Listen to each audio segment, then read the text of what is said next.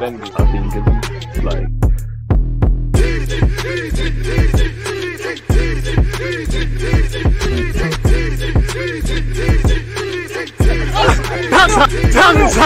People deluded, I'm back again. Come on, Ian. Come on.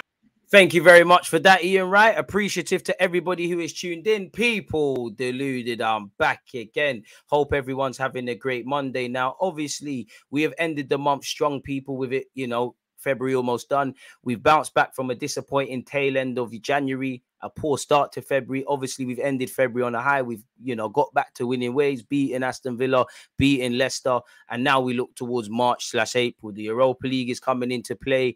I don't want to say we've got some winnable games because we've got some winnable games, but some tough games. We just need to take it step by step. But as you know, I like to review the month, people, and just humor myself with you lot because nobody's right, no one's wrong. Football is a subjective game of opinions. Please make sure you're subscribed if you haven't. You've turned on your notifications, you're commenting, you're hitting the like button. All of these things boost the YouTube algorithm. Appreciate you lot tuned in. Now, if I share my Google Doc sheet, just my little thing here, player of the month. I tried to do this all off the dome. Player of the month, I'd give it to Jorginho or Zinchenko purely because now, speaking for myself, I tried, and you can go and look at my videos I did when Jorginho signed. Was Jorginho someone probably anyone wanted to sign? No. Was it someone people are looking at potentially as damaged goods? Potentially. Is he a player with a lot of faults? Yes. But I've also maintained, I think there's a lot of good things Jorginho, if in case I made a mistake, can bring to this club. He's got a wealth of experience. You heard Thiago Silva's comments. You hear the minute Arteta and Odegaard speak about him. He's a good player technically. With how we play football, you can kind of see why he would sign. Every player's got mistakes and got faults. With Arteta's system, it kind of hides certain players' faults to a degree. So Jorginho has a wealth of experience to kind of help us. And I think, you know, if Jorginho plays bad or anyone else, you ask questions of why they played bad. If they play good, they deserve their praise. And I think Jorginho has been quality this season. Yeah, well, for Arsenal this season in what, you know, in what he signed. January is one thing. He's got his chance and took it. Everyone tried to crucify him because he came off the bench and then we conceded against Everton. Not that it was his fault.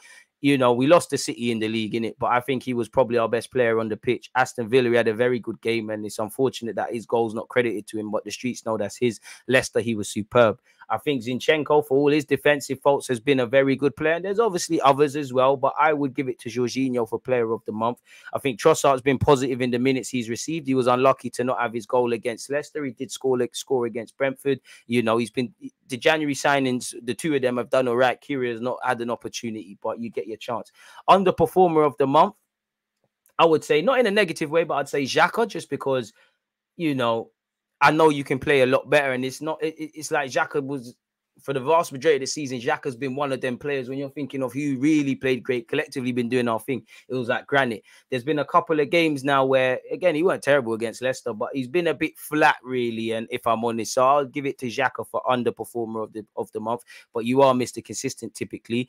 Maybe Martinelli's had a bit of a wobble, really, potentially. You know, he scored in his last two games, but maybe him. But in a nice way, this happens, innit? Form fluctuates. Players can't be expected to do it from August all the way till May.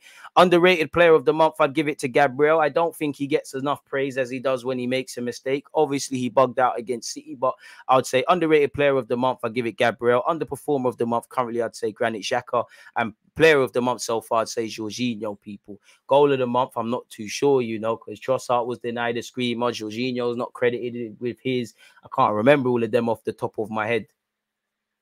Maybe Saka's volley against Villa, just because I've always wanted Saka to just start lenging the ball like such, people. Unfortunately, when you look at our results, unfortunately, our FA Cup campaign is over. We lost to Manchester City, a rotated team where there was some positives, but fundamentally, cut the crap. Did we win or lose? We're out the cup. Simple as that. Against Everton, probably our worst performance of the season, potentially, or of the month. We just weren't at the races. Bullied, weren't at it. You know, any bullied, defeated across all aspects. We just have to hold our hands up. We weren't good against Sean Dyche's men. Brentford, although VAR did us dirty, and they've done us dirty several times. Cool, you want to disregard Trossard's goal because of Ben White's involvement on the keeper. Keepers are too protected. That's cool. I'm not going to debate that, even though I disagree. Cool. Why Saka hasn't been given a pen?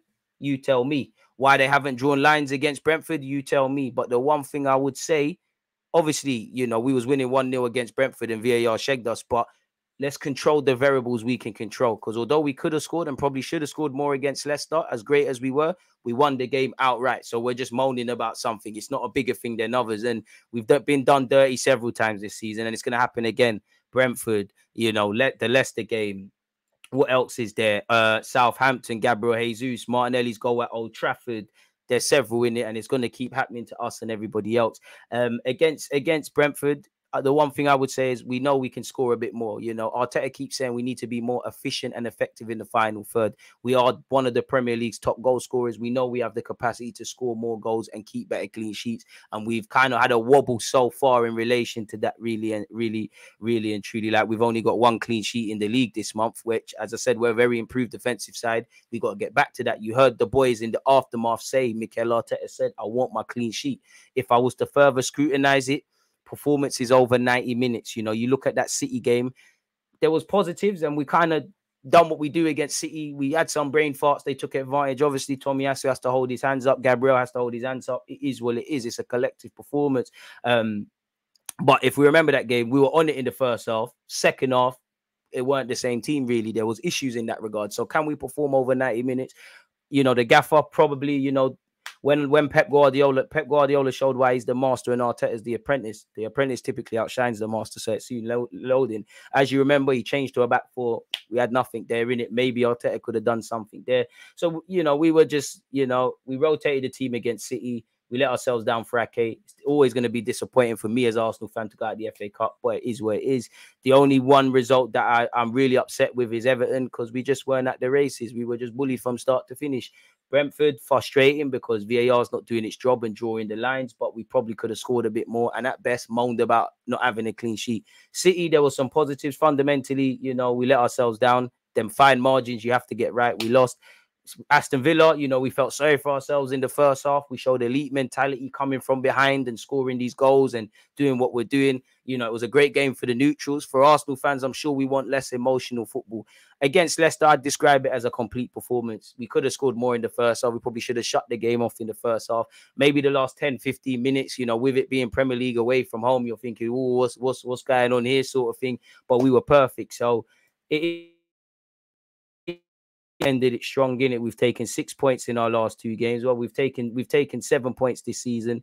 You know, dropped 5 points. You know, yeah, no, I'm lying to you. Dropped 6 points. You know, we've taken. Yeah, wait, let me do that maths again. 3, 6, that's 6, 7. Obviously, you know, from a potential 15 or so points, my maths is a bit off. You know, we've dropped 6 points with defeat to Everton and City. And obviously, we've bounced back strongly, Villa away and Leicester away. And I always give Arsenal extra brownie points for performing away from home. You know, Una Emre, it weren't quite that thing. Shout out Emi Martinez for that one as well. So, yeah, man, it was a tough start to the month. We've ended it strong. My challenge for Arsenal, as I'm going to allude to, it's easier said than done, but can we now go unbeaten until, I believe, our first game in April? I might be wrong, is Liverpool away, because there's fine margins. And when you look at the points we've dropped this season, if we're looking at winning this league, you know, if we're just judging it on a team getting top 4, we've effing improved hella levels, you know, better away from home, more consistent, more grit, scoring better goals, defending better. When people make mistakes, we're just getting on with it. You know, good problems in terms of who's starting. Everybody's bringing something and complimenting the young players, the experienced players, whether they've been here from the start of the season or brought in Jan. If we're judging it on this unlikely title race, I don't look at the league table. I've never seen it. And fine margins, you probably have to take 3 points off City and hope they keep dropping points. Obviously, we still have some difficult grounds to go to. We still got to play Anfield, still got to welcome Chelsea to our place, still got to play Liverpool, still got to welcome Chelsea to our place. You know, still got to play Newcastle, still got to go Fulham away, still got to play Brighton again, still got to play Everton starting on Wednesday, people. So there's some very tough games. As you can see here, before we get on to that, my thoughts were, it's been a very tough month with a few flat moments out the FA Cup. Bullied against Everton. VAR did us dirty against Brentford. We battled, but we fell, it's meant to say, short versus City in the league, and we've ended it strong.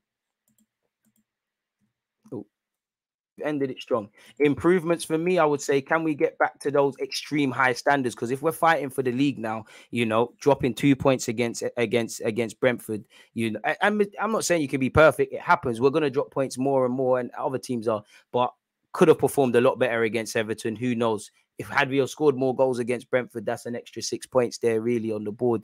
And you add in obviously losing at St Mary's early in the season, losing to Manchester United. You know, we've had a couple of draws, not really able to break down Newcastle's low block. And there's, you know, so these are the points you have to claw back, because City's a team you could, like, remember when Liverpool were kind of perfect for a season and Liverpool and City still managed to make them finish second, and they went back the next year and won it. So, yeah, can we get back to those high standards across all aspects? For me, defensively, 1 clean sheet from 6 games. You know, we're better than that if the maths is right. I think in the halves of games, you know, in a positive way against Villa, negatively against City, can we get back to performing well across 90 minutes is my challenge. So that would also, you know, I guess filter into game management. Can we be more efficient and effective in the final third? You know, we scored 7 goals this month allegedly, but we can score a lot more, you know. Again, perfection is an illusion, but let's get back to that really. But it's nice to see there is going to be wobbles and dips. We've still just been trickling through. Positives, we're still kicking on in the league, whether that's top 4 or beyond. We've arrested our poor form. We've bounced back. Other players are stepping up. You know, I'm really liking what Zinchenko's doing, liking Gabriel, our centre-half, and there's a bunch of others. Like what Trossard's doing in his minutes. Jorginho, I've kind of alluded to that at the start of the video. There is more consistency over 90 minutes, people, even though we need second halves to win. And sometimes things go wrong. Sometimes it's how good you are at your worst. So that's something that's been there this season. Let's go. We've maintained in touch in the league despite this blip. So it is what it is.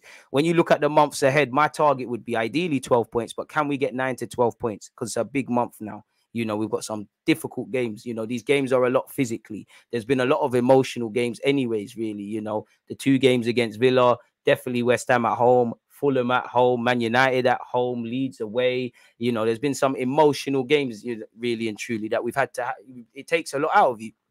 So you can't just look on paper and say you're going to turn up and do these things. But we've got the Europa League coming in. It's a big test for the squad now, whether you're rotated in or out. Can we keep going? So my target would be 9 to 12 points. If in an ideal world, undefeated going into Liverpool in April.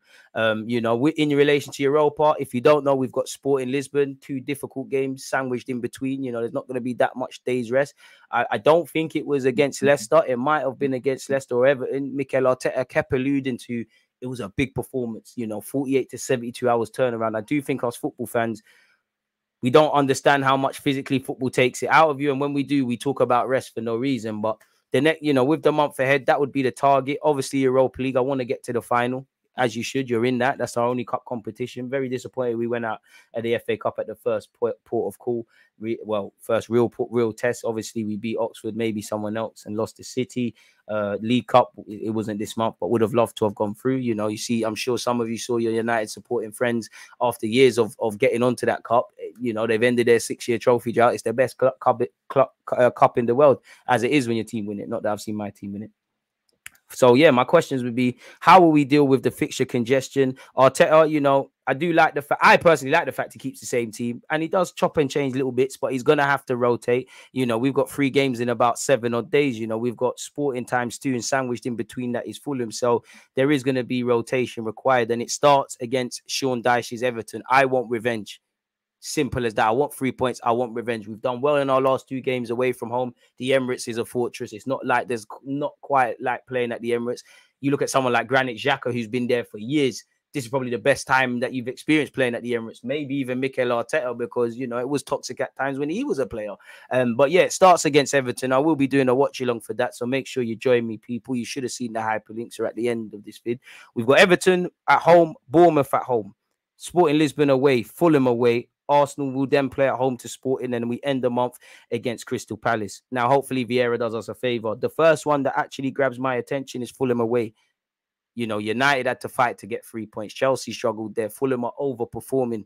You know, you've got Leno and Willian. I'm sure they're going to want to haunt us. Hopefully, Cedric Suarez is texting the Arsenal group chat because he's on loan there and say, you know, Marco Silva does this, that, and the third. That's going to be a big test. You see him, that Manor Solomon, he's finding his form. Fulham are doing quite well and aspiring for Europe. I swear they just got promoted. I might be wrong. But yeah, you know, I'll be real, and I hope I haven't jinxed us. Bournemouth.